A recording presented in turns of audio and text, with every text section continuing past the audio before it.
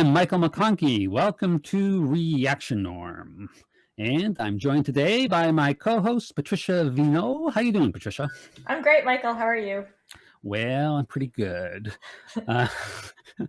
You may notice before we went on air, you commented on the fact that I was wearing a hat. So this is important because we mentioned there are big changes coming to Reaction Norm. One is I am going to get a haircut, so I won't have to wear a hat anymore. And the other is that for people who watched the first episode of Reaction Norm know that I'm currently living on a little island off of Vancouver where the internet is not so great. But I'm moving into town, so hopefully that will improve. And the last episode there was a little problem with the speed, a lot of lagging. So hopefully we'll have less of that. So that's Michael, something. Your triumphant return to civilization. That's right. That's right. We're all looking forward to that. The other thing I should mention is that as you know, I only drink decaf coffee, but this morning that wasn't an option, so I had to have a caffeinated coffee. So I actually feel really wired right now. So I didn't know you only drank decaf. Oh, I thought you've mocked me in the past for drinking decaf. You don't remember? Okay. I thought it was only in late afternoons you switched to decaf. Well, I certainly cannot possibly drink caffeinated coffee in the evenings, but I can usually get away with it in the morning, but not when I have to talk. So we'll see. If I get talking too fast, I'm sure you'll let me know and rein me in.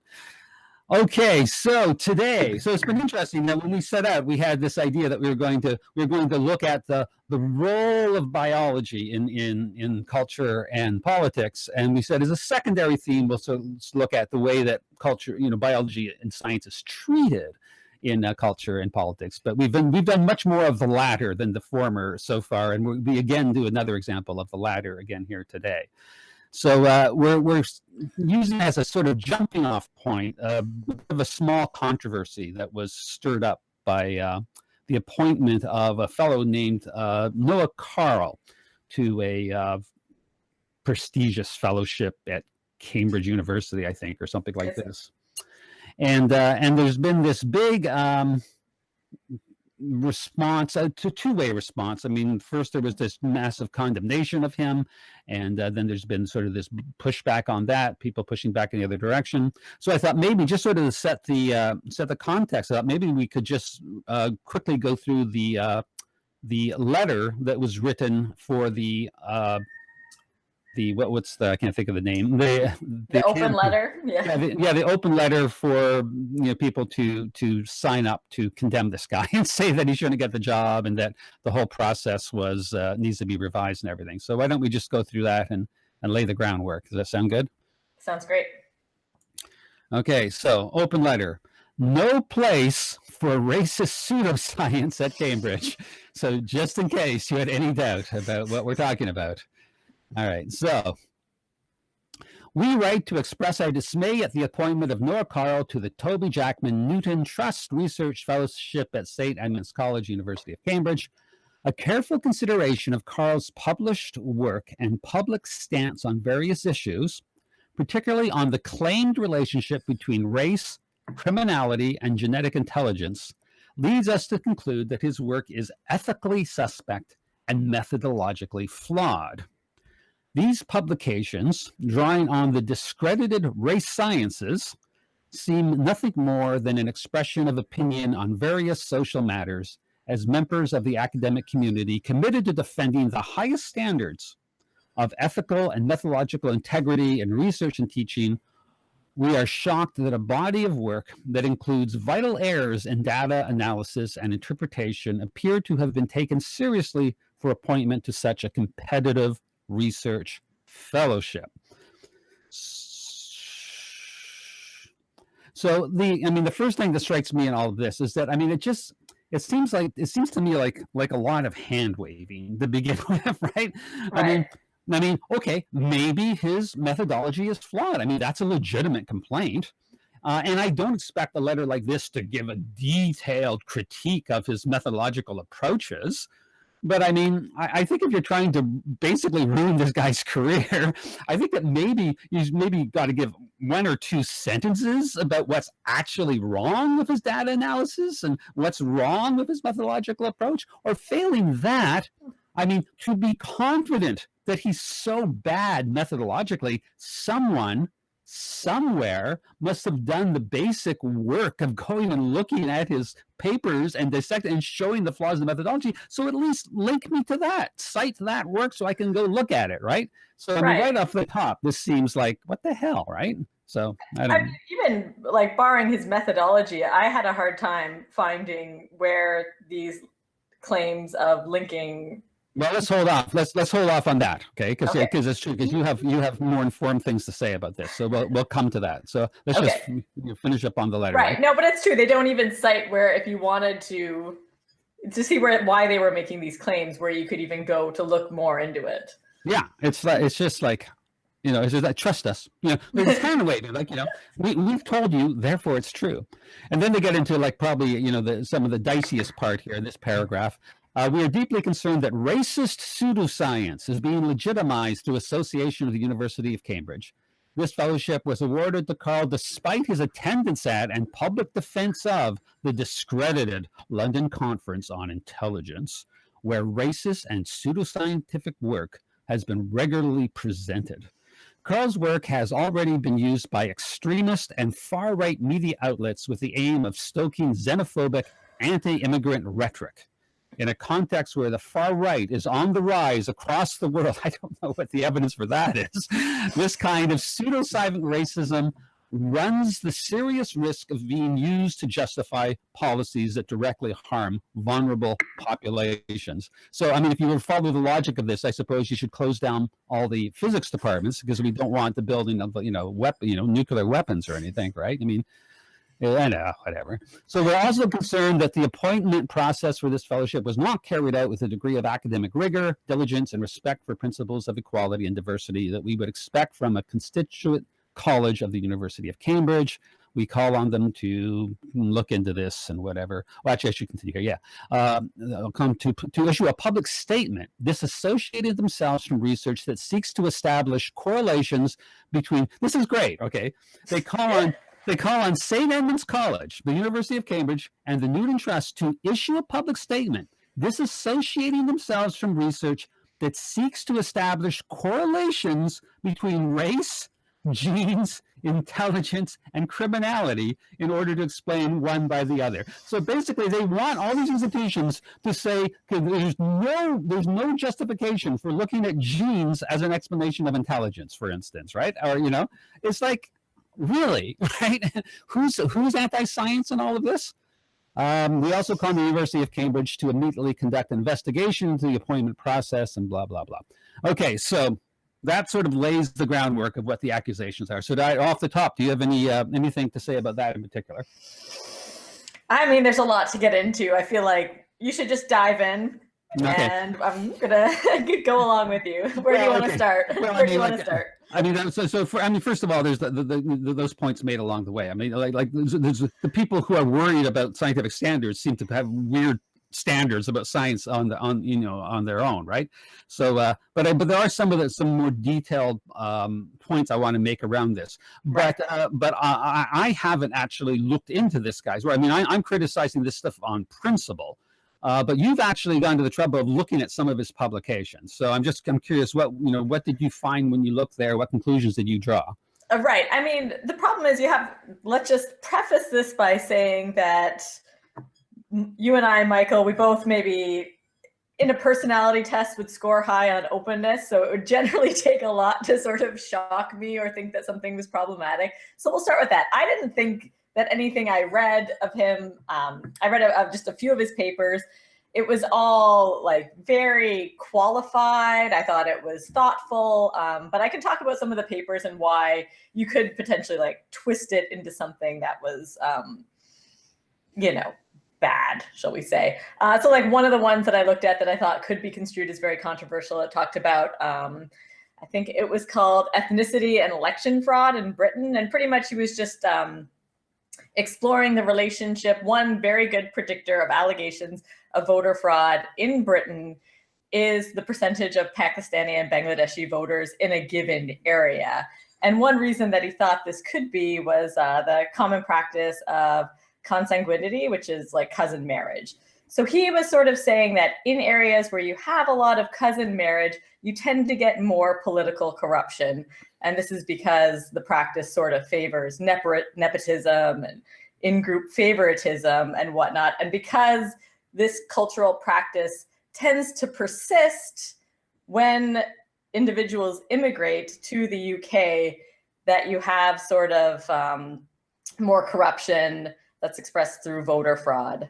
And so I can get into it a little bit more. I didn't want to like dive deep into his papers, but I mean, you could frame that in a few different ways, right? Like you could be like, oh, this academic thinks that Pakistanis are trying to undermine democracy in Britain because they marry their cousins, when that's not what he's saying at all. He's just actually exploring how different cultures interface with different, political institutions, which I think is totally fair. And he qualifies it a lot. He looks at, different areas of different populations around the world and how corruption does, correlate with a cousin marriage and whatnot. So I thought that it was balanced for the most part. And he does, make a lot of, I think I'm kind of banging on the same drum when I say he qualifies it a lot, but it's not, to me, there was nothing that was hugely egregious in that paper. And it might be methodologically poor or whatnot. I can't really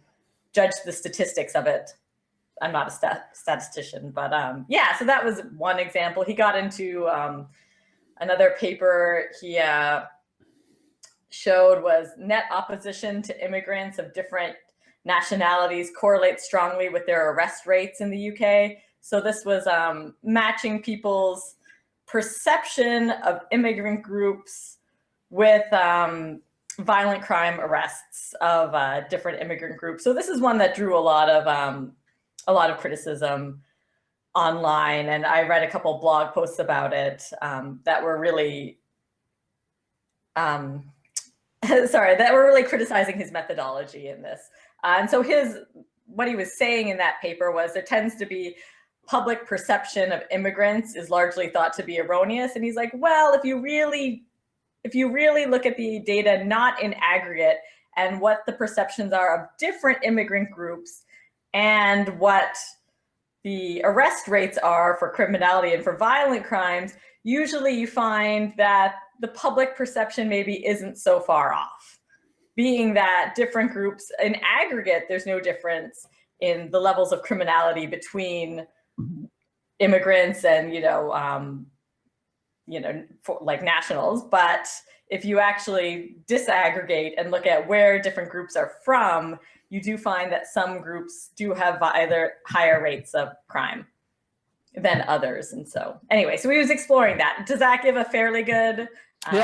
Yeah, I think it gives some sense, and and it raises, I think, a couple of important points that maybe are worth emphasizing. And you while you were speaking, that you became conscious of the fact that you were reiterating the notion of that he qualifies his stuff a lot, right? And that's an important point, yeah, right? Because I mean, this my impression is that the people who are chronically criticizing people whom they say do the kind of things that Noah Carl does, like Charles Murray would be an example, who gets accused of the same kinds of things. You read Charles Murray's stuff, and especially the bell curve with Richard Hermstein. I mean, like the constant bending over backwards to qualify everything, to find every nuance in the in their analysis, right? And yet the people who criticize them just they either ignore the qualifications and just put forward the most cartoonish version of what was said, or I suspect they never even bothered to read the original at all. And they just sort of got it from someone else, sort of thing, right? So this is an important thing. I mean, this is part of being a serious scholar, is, looking for where, there's nuance in your work and in where you might be making assumptions, and, invite people in to a critical examination of your methodology and your findings on the basis of acknowledging where there might be weaknesses. This to me is illustrative of being a good scholar, right? So the fact that you've noted this in his work, to me, is actually, like I said, I haven't read any of his work, but that already to me is a suggestion that he's probably a good scholar. Right, absolutely. Yeah, I did find that I was expecting to find more, sort of juicy stuff when you dug into it. And for the most part, it's like, well, maybe there's something here. He's like, it could be this, and it could be this, and it could be this. So I'm not sure. But, the data does sort of seem like there is something here. Yeah. Is generally how I sort of viewed it. But you can take that as, that's my interpretation of this work. Now, when you said you were looking at some of the criticisms of that second paper, I'm going to go out on a limb, and were any of the criticisms along the lines that he was assuming correlation led to causation? Was that no? It was completely. I mean, it was like classic, what I would say, criticisms of studies is like the samples. It was all methodological, so it was the sample size is too small. It was stuff about the way he aggregated data or this or that. And sort of, it was really funny. So this was not an academic paper that was criticizing BioWay. This was some geographer out of McMaster who wrote a blog post about it. And he was it was an interesting take, because he was like, so pretty much he's like, this is just bad science. And we don't like bad science. But then to say that you shouldn't study something because the science is bad, to me is a bad leap to make. Yeah. There does seem to be a logical contradiction in a lot of this stuff, and even the letter, something in the tone of the letter, but even more, and I found in some of the discussions around the letter, was this, and it's not by no means restricted to the Noah Carl situation. You often find this kind of argument, like this stuff is forbidden, like you can't, this is not a legitimate area of scientific exploration, right? So I mean, like, and some people will make the case on sort of a moral position. We shouldn't go down this road because of the moral danger of it. But other people, will make the claim, as they made in the letter that we just read, make the claim that this is discredited, right? Well, to be discredited, it has to be discredited on scientific grounds. And so how can it be discredited on scientific grounds unless someone's actually done the scientific research in the first place? But if someone's already done the scientific research, then obviously it's a legitimate area of scientific research. So you kind of can't have it both ways, right? So what these people are really saying is that, it was okay to research it to find out it was discredited, and that's the final word, and now you can't talk about it anymore, right? I mean, that's basically what they're saying, right? Right. It seems like that there's some big mix-up between science and morality, and also, I don't know if you want to talk about, I feel like pseudoscience gets thrown around as a term a lot, and what people really mean by that when they accuse things of being pseudoscience. Well, I think this is exactly what they mean when they throw around the term pseudoscience, right? It's sort of like this is an area that you can't study. It's not legitimate science, either because I find it morally reprehensible or because it's been discredited. But as I say, the only way it can be discredited is the fact that it is a proper area of scientific exploration, right? Right. And no one gets the final word. I mean, it's the great Karl Popper said, all scientific knowledge is contingent, right? It's contingent until new evidence comes in, right?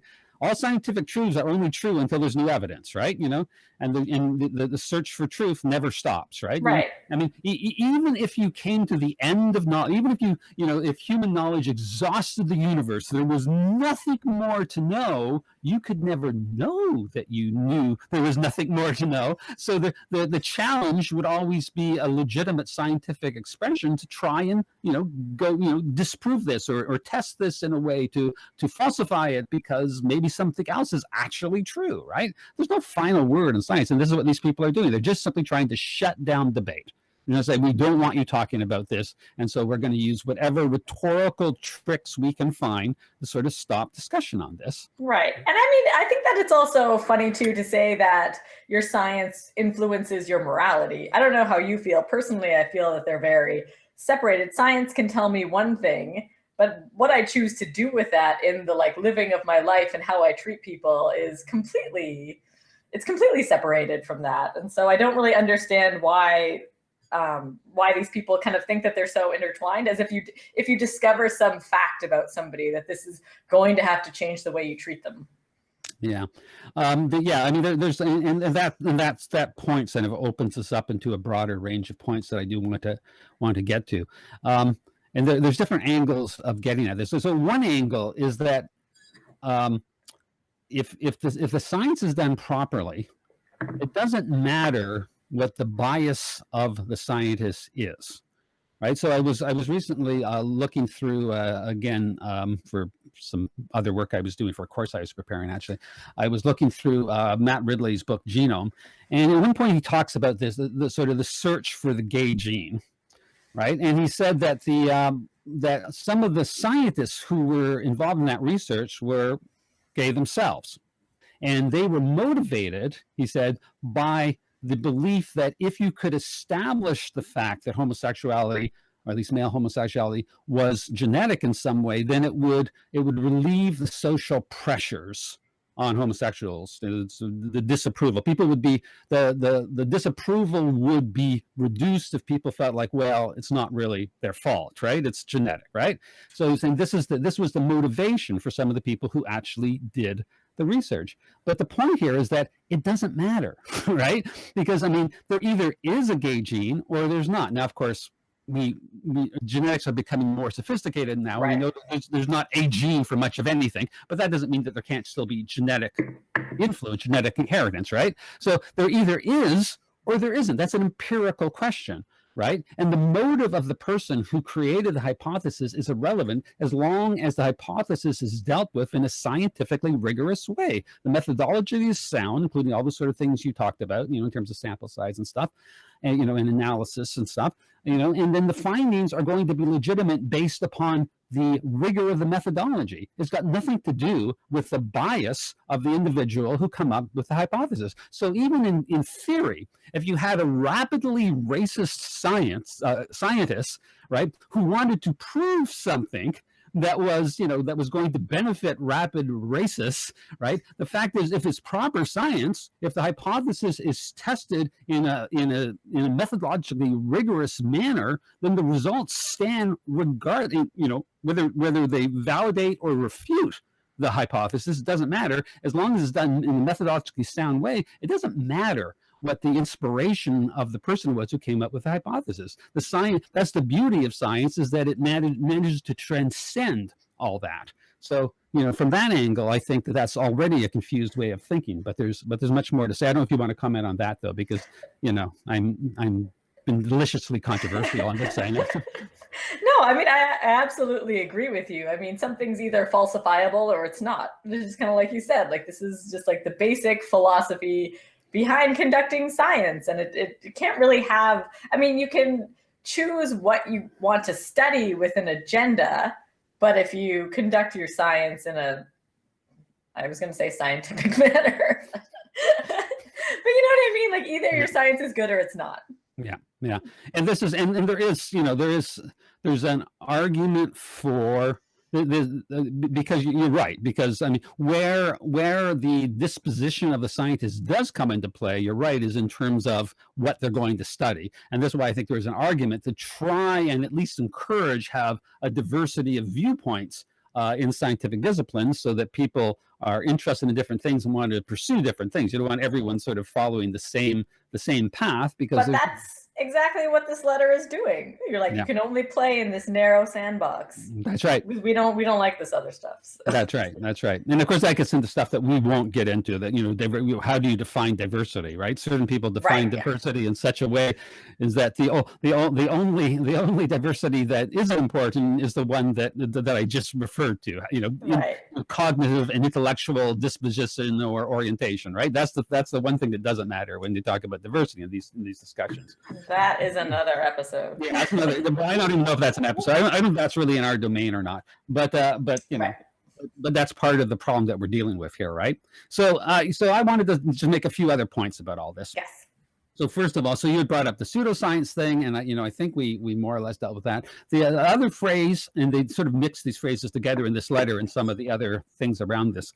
Another phrase is racist science or scientific racism. So I want to say that I think that this phrase is an oxymoron. Like it's like saying a married bachelor. Hey, he's a married bachelor. Well, it can't be both married and a bachelor, right? That's not possible, right? So I'm going to say that something can't be both science and racist. That's impossible, right? And the reason being, here's my logic for this, and you can tell me what you think, is that racism, by definition, at least the classical definition of racism, people are trying to revise the definition these days, but the classical definition of racism is it's a form of prejudice. Right? It's and prejudice actually means to prejudge, right? Someone or something is being prejudged. That's a prejudice, and that's what you're doing. In the case of racism, you're doing this because you're usually prejudging an individual on the basis of some qualities they have and how those qualities are thought to be typical of some group or something like this, right? Right. So racism is defined by prejudice. On the other hand, science is defined by eliminating prejudgments, right? The whole point of science is that, we understand that we're, back in the beginning of the scientific revolution, people didn't have access to these concepts of this language, but the way we would describe it now is that we understand that people are prone to all kinds of confirmation bias, to selection bias, and frequency bias, and all kinds of things that lead us to see the world in ways that we prefer to see it for whatever reason, right? Or sometimes just in terms of our cognitive limitations of being able to understand what's going on in the world. So the whole point of science was to get over all those prejudgments of the world and saying, to what degree can we actually measure or chart or pattern the actual empirical facts of the world, right? So science is literally going in the opposite directions, trying to eliminate prejudgment. So, to me, talking about scientific or scientific racism or racist science are mixing together terms that don't make it together. If it's racist, it's not science, right? If it's science, it's not racist, right? So, this is just another way of trying to, through a bunch of hand waving, to discredit scientific work that people don't like. And if it's truly racist, i.e., not rigorous science, the point again isn't so much that it's racist. The point is that it's bad science. Exactly. Right? And the idea that, one of the criticisms was, and I might have touched on this before, was that, it's like the political ramifications are so sensitive. I think I'm borrowing the language that was used in that blog post. He's like that we shouldn't study this at all because it's just too sensitive. So the idea was, even that if this is junk science and you did get some journal to publish your junk science, it's still wrong. To me, you're like putting up, sorry, I got a little tripped up over my words, but the idea is you attack the junk science and try not to get it published, not say that nobody can study this thing at all. It just seems like a very weird place that they're putting up the barrier. Yeah, and in fact, you could even make an argument. There's the old classic argument in defense of free speech, right? Is you don't suppress speech, however vile it is, because you want to have it in the public realm so that it can be critiqued and people can see that it doesn't stand up to criticism. Right. Well, there's exactly the same thing in science, right? If you think that the piece of science is now, I understand that journals have to protect the reputation and therefore they have vetting processes. They don't want to publish stuff that is weak from a purely methodological perspective, right? I understand that, but there's value in having insufficiently rigorous science published, because then people can criticize it, right?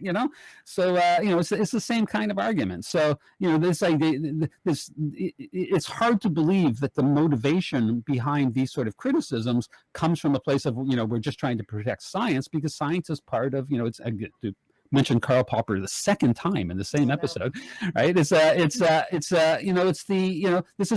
foundation of the open society, where you're talking about political speech, you're talking about science, you're talking about the open society and the process of critical peer review. This is essential to having a free and open society, and is essential to having good science. So if you're in favor of science, you're not in favor of suppressing certain fields as not being legitimate domains of science. If they're subject to scientific method, they're legitimate domains of research, right? Or exactly. No, absolutely. So of course, what's really going on here, and you hinted at this with your description of what this fellow in the blog said. The real anxiety here seems to be that if you talk, and in the letter that we read, it was very explicit about this, right? If you talk about this in any way you give ammunition to, and you fuel retrograde social political forces that are going to end up in the Holocaust. Right? That's the gist of it. Yeah, no, exactly. No, exactly. That is the thing. They're pulling the same card, right? We've seen where this has gone in the past, and we're not interested in doing it in the future, which on the surface sounds fine. I don't think so. I don't think it does. No, I don't think it does sound fine. Because here, I'm going to put forward a daring hypothesis, Patricia, and you tell me whether you think I'm totally out of bounds of this daring hypothesis. I'm going to go out on a limb, and I'm going to say that the Nazis did not get the idea of exterminating Jews by reading rigorous academic papers in the German journal of biology, or whatever it would be called, right? They weren't reading some sort of rigorous papers and said, oh, look at this. Maybe let's go kill some Jews. I don't think that's how it happened. No, certainly. Right? It happened because, and I used to actually know this stuff. I read about this a long time ago, and I don't remember all the details. But it happened through gradations of people distorting the science, cherry picking findings for their own political purposes. Now, another example we might want to bring in this discussion, because it's very similar, but I remember the details a little better in this case, is the Lysenko affair in the Soviet Union. So I mean, the really short version of this is that during the famines in the 30s, which were basically caused by collectivization of the farms in the Soviet Union and the extermination of the kulaks, there was famine all across the country and big problems, and people were looking for the Soviet system, scientists and government were looking for solutions, and they latched onto this guy Lysenko, Tofim, I think is his first name, Lysenko, and basically what Lysenko was doing was trying to disassociate Soviet communist Marxist, the people's biology, from what was taking place in the rest of the world in the 1930s, which was basically the revolution, the biological revolution of the modern synthesis, where Darwinism and Mendelian genetics were being joined together. So there were a couple of things here. So first of all, he was making a Lamarckian claim that you could actually change the nature of an organism through its lived experience. You didn't have to have this whole Darwinian evolution thing, right? Right.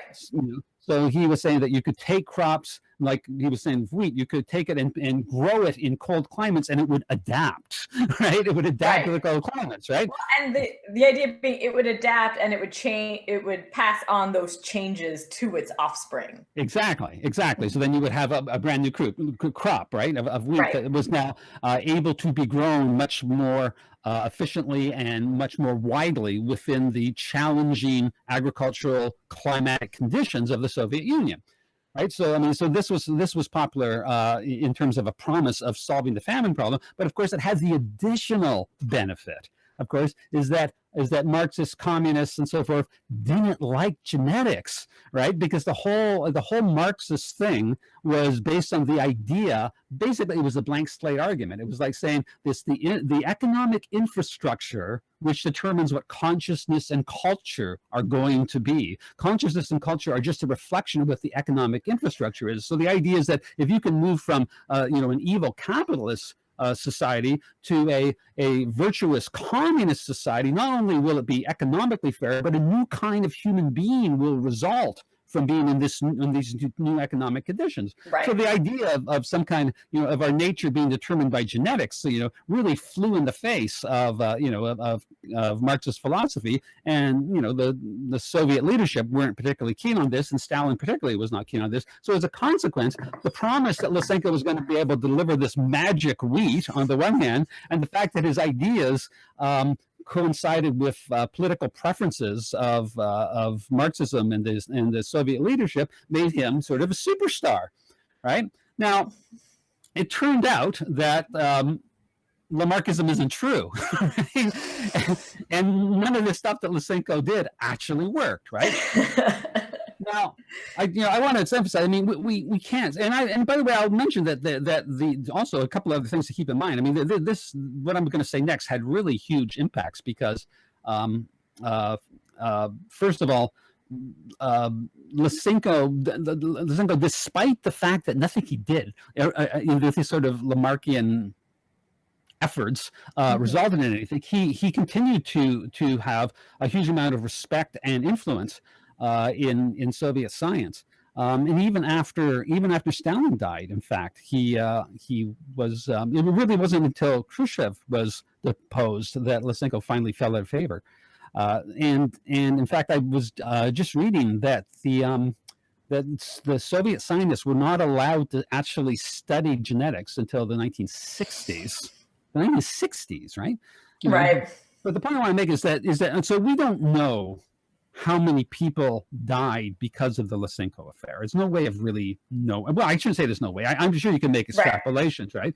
But the point is that, I mean, the most basic argument, you can say that any resources that were directed towards this Lamarckian effort, which there was no reasonable scientific reason to believe that it was actually going to result in anything good, those are resources that could have been redirected to finding an actual problem to the famine. Right. But it's much worse than that, because as a result of all this Lysenko stuff going on in the Soviet Union, thousands of Soviet geneticists and biologists were either fired from their job, in many cases actually imprisoned in labor camps, and even exterminated. So this had a devastating impact on biology and genetics in the Soviet Union. So the first thing is that, probably you shouldn't have collectivized the farms and killed all the kulaks. That's probably the first thing, right? But if you're going to do that, if you're going to look for, new crop solutions to your famine, maybe you shouldn't kill off all the biologists too, right? That might be a good thing. Right. So this is another example of where politics has been allowed to corrupt the science, right? There was no, I shouldn't say no, virtually no scientists anywhere in the world were looking at what was going on with this Lamarckian crap with Lysenko and saying, oh, this is a good idea. This is going to turn out well. Right. But it doesn't matter, because there was political incentives to corrupt the science, to confirm a sort of ideological bias. Right. And that's what resulted in the catastrophe of Lysenkoism in the Soviet Union. So I propose to you that it was probably exactly the same thing that happened with the Nazis, and eventually with Nazi Germany when the Nazis came to power, right? It was a series of people gradually corrupting the science, doing bad science, right, to confirm their own political biases, and then for the results of that became a confirmation bias for those who had a political agenda and were just looking for fodder, for ammunition to justify their political bias and their political policies. Right.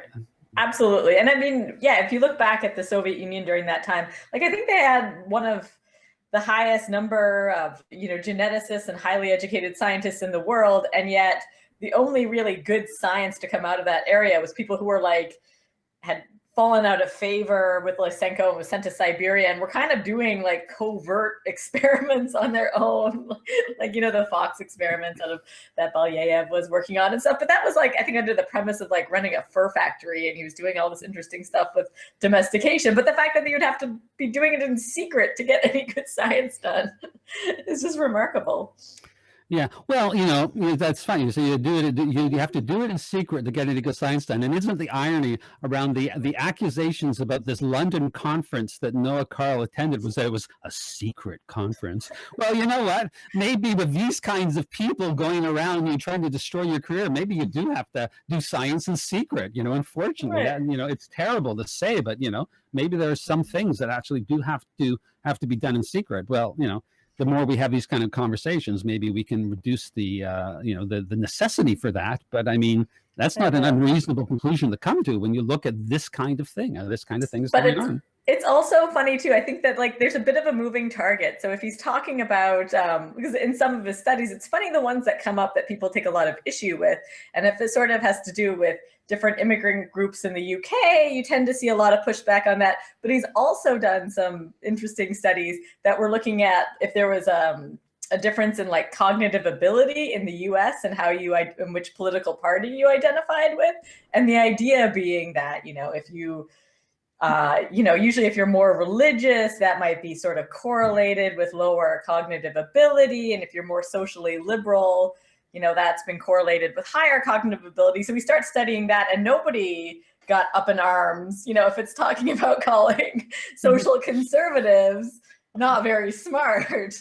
I didn't see it. And that's not what he found, by the way. It's kind of like what Jason Whedon and Robert Kurzban get into in their book, like The Hidden Agenda of the Political Mind, which I think you and I both really enjoy. And he's like, well, actually, both parties are a pretty mixed bag of a lot of different people. So he doesn't find any correlation there. But I mean, I just think it's funny that like nobody thought that this was like a scandalous thing to be researching. Yeah, exactly. Yeah.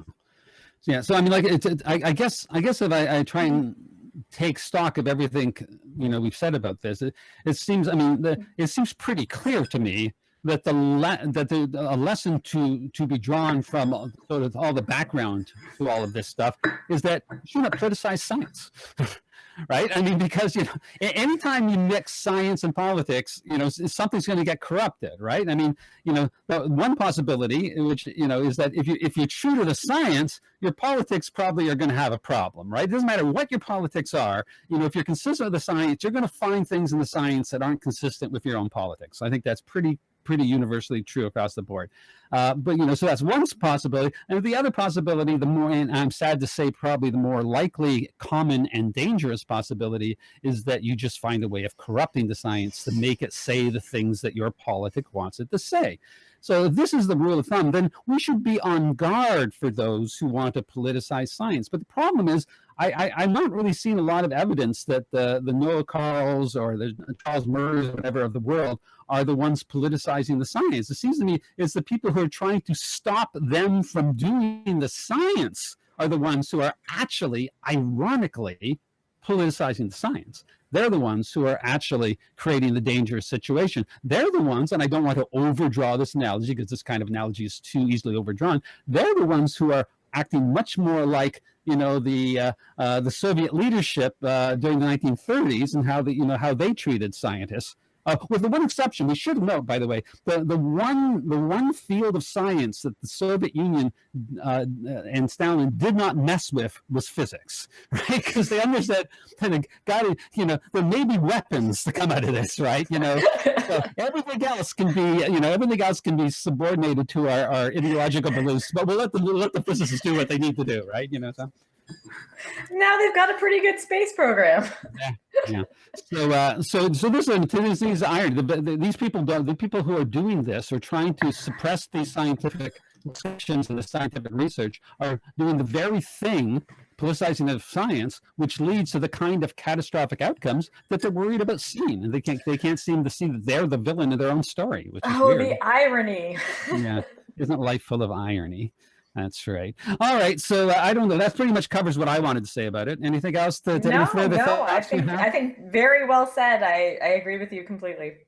All right. Well, I like to think I'm right. So it's good to have at least one person tell me that what I said was good. And maybe someone watching this will put some comments in the comment section to tell me why I'm wrong, and we can go on from there. So we're actually recording this. We're not exactly sure when we're going to put it up. It's the topicality of it makes me think we should put it up right away. Though we were thinking put it up, Michael. We'll put it up. Okay. We were thinking of canning it for future when Patricia's going to be away with her husband on some fancy holiday. But I guess we'll have to put something else in the can for that when that occasion comes. We'll put this one up right away. All right. So that's it, I guess, then. Another episode in the books. Yeah, it was great talking to you. Yeah, it was great talking to you too. And I guess that's it. And we will be taking a little break. If anyone's following this in real time, we'll be taking a little break till the new year, and then we'll be getting started again with some new exciting exploration of biology and culture and politics. All right. Bye, Patricia. Bye, Michael.